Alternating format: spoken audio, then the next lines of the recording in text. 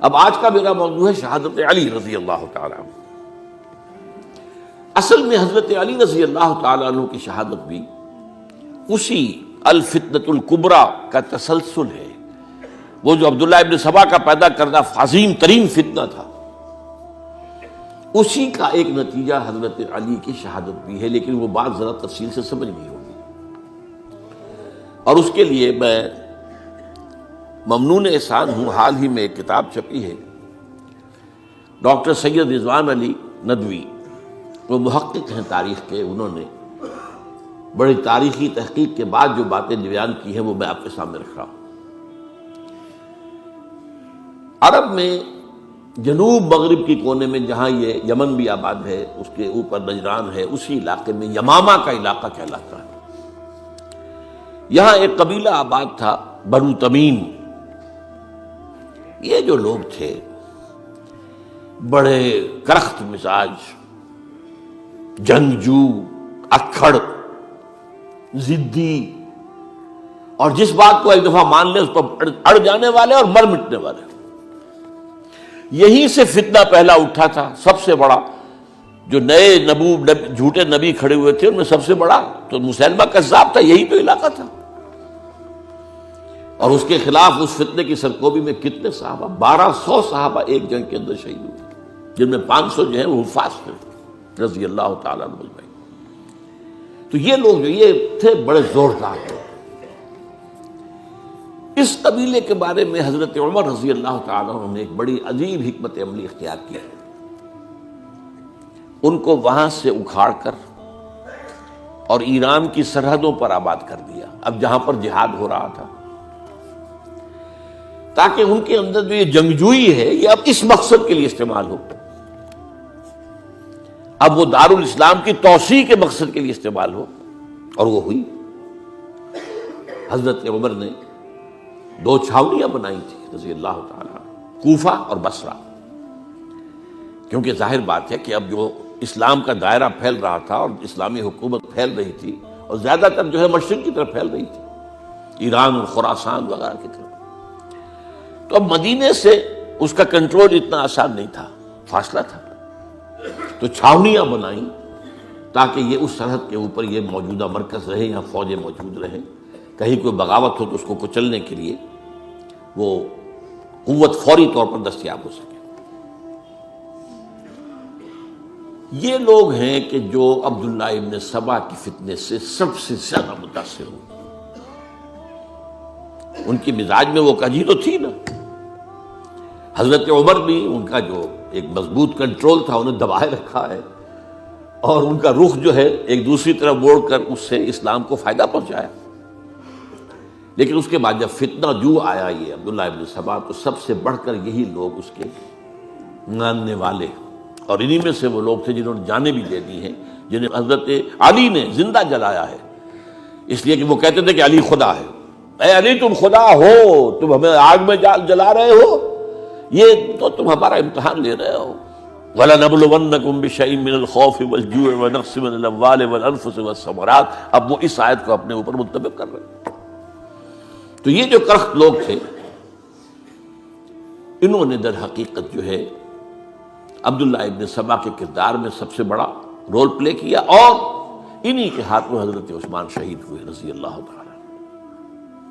اور اس کے بعد انہوں نے حضرت علی رضی اللہ تعالیٰ عنہ کو اپنے گھیرے میں لے لیا، کیونکہ انہی کی کثیر تعداد موجود تھی مدینے میں جب حضرت عثمان شہید ہوئے۔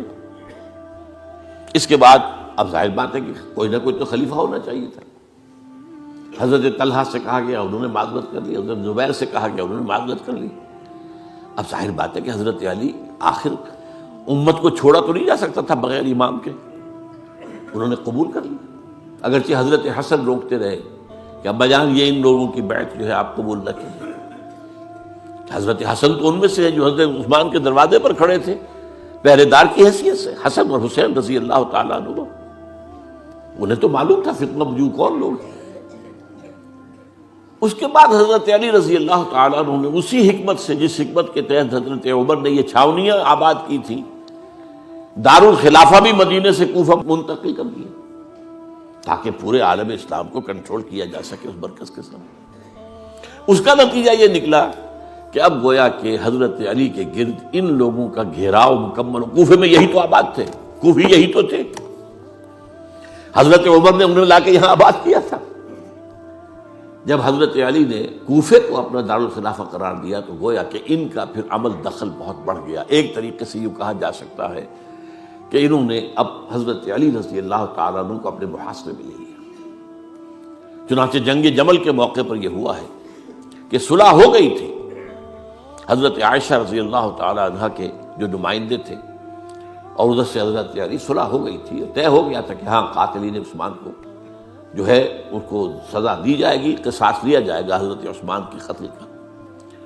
لیکن ان لوگوں نے 10,000 آدمی کھڑے ہو گئے کوفے کے اندر، ہم سب قاتل ہیں عثمان کے، لوگ قصاص ہم سے اگر لے سکتے ہو،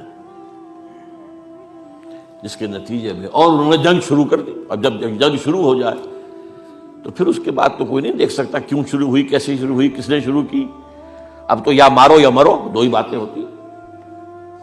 10,000 مسلمان ایک رات میں شہید ہوئے جنگ جمل میں۔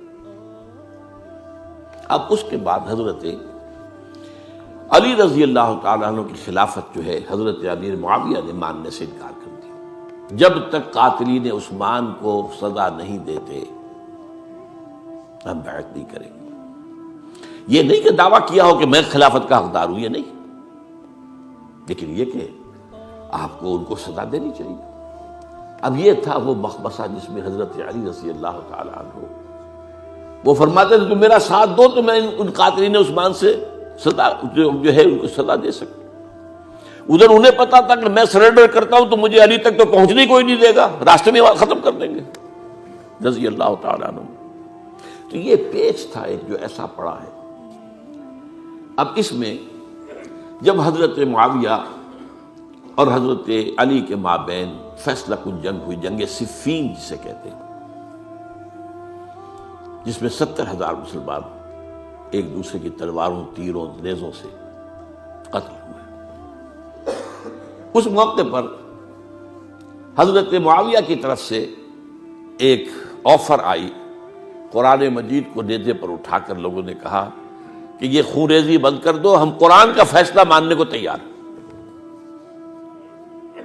حضرت علی دیکھ رہے تھے کہ یہ اصل میں میری فتح کو شکست سے بدلنے کا پروگرام ہے، تقریباً فتح میری ہو چکی ہے، لیکن یہ جو طبقہ تھا یہ انہوں نے کہا نہیں بڑی ٹھیک بات کہہ رہے ہیں، وہ مانیے ان کی بات، جنگ بند کی۔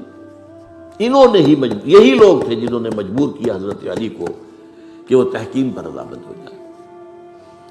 اس کے بعد تحکیم میں جو معاملہ ہوا، حضرت علی حضرت عبداللہ ابن عباس کو اپنی طرف سے حکم بنانا چاہتے تھے، یہ اڑ گئے نہیں، یہ اڑ جانے والے لوگ، اور یہی اصل قوت تھے، وہاں ساری طاقت تو انہیں کی تھی۔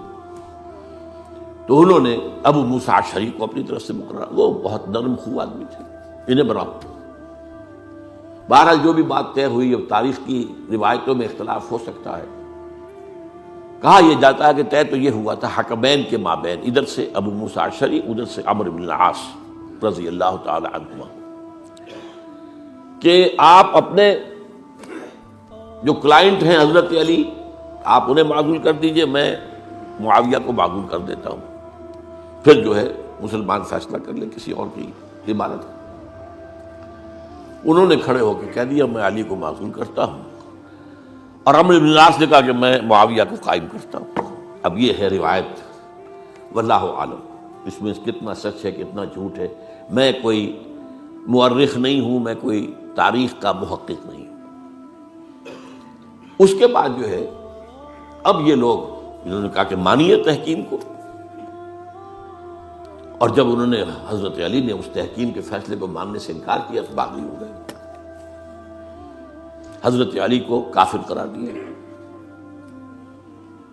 اور جا کر ایک جگہ پر حرورہ ایک جگہ تھی وہاں پر جا کے جمع ہو گئے، جتھا بندی کی بہت بڑی طاقت پر وہاں کر انہوں نے طے کیا کہ علی بھی کافر ہو گیا، معاویہ بھی کافر ہو گیا، عمرو بن العاص بھی کافر ہو گئے، سب کافر ہیں۔ حضرت علی کی طرف سے ایک گئے سفیر ان سے بات کرنے کے لیے، تو انہوں نے کہا تم ہی نے تو کہا تھا کہ تحکیم کو تسلیم کرو، کہ ہاں ہم نے گناہ کیا تھا، کفر کیا تھا، ہم توبہ کی ہم نے. اگر علی بھی مان لے کہ میں نے مان کر کفر کیا تھا، اب میں توبہ کرتا ہوں، تو ہم ان کی بات مان لیں گے. اب حضرت علی اس طرح کا جھوٹ کیسے بولتے ہیں؟ انہوں نے تو کوئی کفر نہیں کیا تھا. بہرحال انہوں نے پھر بھی نرمی برتی کہ دیکھو اگر تم کوئی خونریزی نہیں کرو گے، فساد نہیں مچاؤ گے، تو میں تمہیں کچھ نہیں کہوں گا. لیکن وہ اپنی ان شرارتوں سے بعد نہیں آئے. تو پھر تیسری جو بڑی جنگ ہوئی ہے ان جنگوں میں، جنگ نہروان کہلاتی ہے، حضرت علی کی جنگ خوارج کے ساتھ، جس میں 4000 خارجی جو ہیں وہ ختم ہوئے. اور یہ بات اب آپ نوٹ کر لیجئے کہ یہ لوگ جیسا کہ اکھڑ بھی تھے لیکن اپنی بات پر ڈٹ جانے والے تھے، لیکن ساتھ ہی دیندار بھی تھے، نمازی اور روزے دار بھی تھے. یہ اس طرح کے لوگ نہیں تھے کہ جو فاسق اور فاجر ہو. بس یہ مزاج کا ایک ہے، جو بات دل میں بیٹھ گئی اڑ گئے. تو یہ اصل میں انہوں نے پھر فیصلہ کیا کہ اور تو ہمارے بس میں اب کچھ نہیں ہے، ان تینوں کو قتل کر دیا جائے، علی کو بھی اور معاویہ کو بھی اور عمرو بن العاص کو بھی. تو ایک جگہ ان کی سازش ہوئی، 3 آدمی معین ہو گئے، ایک ہی وقت کا طے فیصلہ ہو گیا، فلاں تاریخ کو فجر کے وقت تم جاؤ. وہ تم کوفے کی جامع مسجد میں، جب علی نماز جماعت کرا رہے ہو خنجر مارو انہیں. اور یہ اس کا نام ابن ملجم تھا، خارجی. یہ وہی لوگ بنو تمیم کے لوگ. دوسرا جو تھا وہ دمشق میں حضرت معاویہ کو قتل کرنے، شہید کرنے کے لیے پہنچ گیا. تیسرا مصر پہنچ گیا حضرت عمرو بن العاص کو. اب یہ بات اللہ کی طرف سے ہے، یہ تو اس کی مشیت ہے، اس کا فیصلہ ہے. حضرت علی پر وار کارگر ہوا، اب شہید ہو گئے. حضرت معاویہ پر وہ وار ذرا اوچھا پڑا، زخمی تو ہوئے لیکن آپ کی جان بچ گئی. عمرو بن العاص اس روز مسجد میں کسی معذوری کی وجہ سے، عذر کی وجہ سے فجر میں آئی نہیں سکی، لہذا حضرت علی کی شہادت ہو گئی. اب یہ ہے اصل پس منظر، کن لوگوں نے کیا شہید، اصل میں وہ سمجھ لینے کی بات ہے.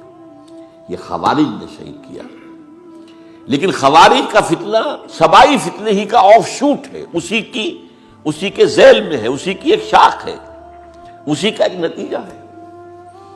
یہ خوارج جو ہے بعد میں بھی ان کی مسلسل جو ہے وہ جنگیں رہی ہیں. بہرحال اس صورتحال کو یہ سمجھ لیجئے کہ یہ خلفائے ثلاثہ رضی اللہ تعالی عنہ، حضرت عمر شہید، عثمان شہید، علی شہید. عجیب بات ہے کہ تینوں کا نام عین سے شروع ہوتا ہے، عمر عین سے، عثمان عین سے، علی عین سے. تینوں شہید ہوئے ہیں. لیکن یہ کہ یہ ہے تاریخی پس منظر.